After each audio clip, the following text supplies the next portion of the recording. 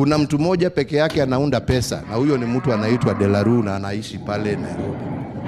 Sisi wengine wote ni tutoe jasho ndio tuone pesa. You cannot make money, you cannot print money. So jameni, tafadhalini magavana, tumieni ile mko naye kwanza sawa.